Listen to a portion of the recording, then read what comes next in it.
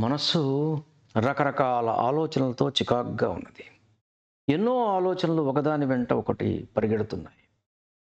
ఆ సమయంలో మన మనస్సుకు ఎంత ఆహ్లాదకరమైనటువంటి వాతావరణం ఉన్నా పట్టదు. హిమాలయాల్లో ప్రశాంతమైన వాతావరణంలో, మున్నార్‌లో ఉన్నా, ఊటీలో ఉన్నా మనసు ప్రశాంతంగా లేకపోతే మన ఎదురుగుండా ఉన్నటువంటి ఆ ప్రకృతిలో ఉన్న అందాలు ఏవి కూడా మనకు పట్టవు. అలాగే ఎంత రుచికరమైనటువంటి మనకిష్టమైనటువంటి పదార్థాన్ని గూడా నోట్లో పెట్టుకున్నా దాని రుచి మనకు తెలియదు. ఎదురుగా ఎంత ఇష్టమైన వారున్నప్పటికీ మనస్సుకు కష్టంగానే ఉంటుంది.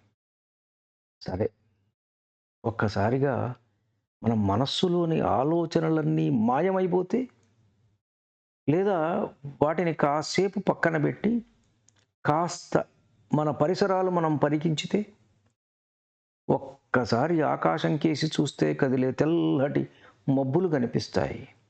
అవి ఎవరి కోసం కదులుతున్నాయి? ఆ పని లేదా కర్మ ఎవరి కోసం చేస్తున్నాయి ఆ మబ్బులు? మన చుట్టూ ఉన్న చెట్లు, పుట్టలు, కొండ, కోన గమనించితే ఏవో శబ్దాలు ప్రకృతి నుండి వచ్చేవి కలగలిసి వినపడతాయి. పక్షుల కిలకిలలు, గాలి వేసే ఈలలు, అది చేసే సైగలు అన్నీ చెవులను, కళ్ళను తాకుతాయి.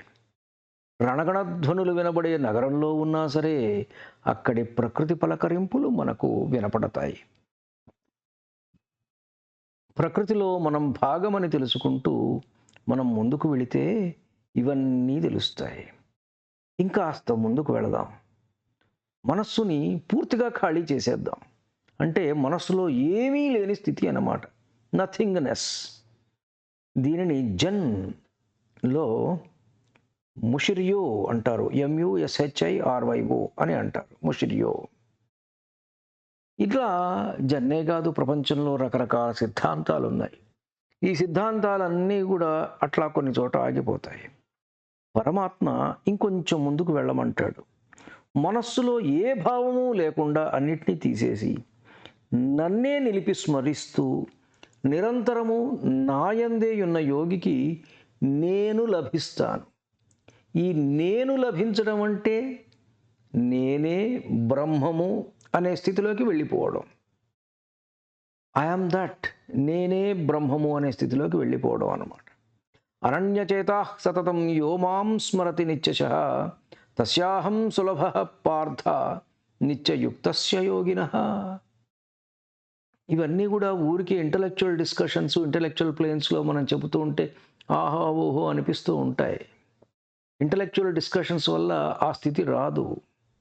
అభ్యాసము వలన, వైరాగ్యం వలన మనం ఆ స్థితిని పొందుతాం. ధన్యుడిని. నమస్కారం. మీ ఊటుకూరు జానకి రామారావు.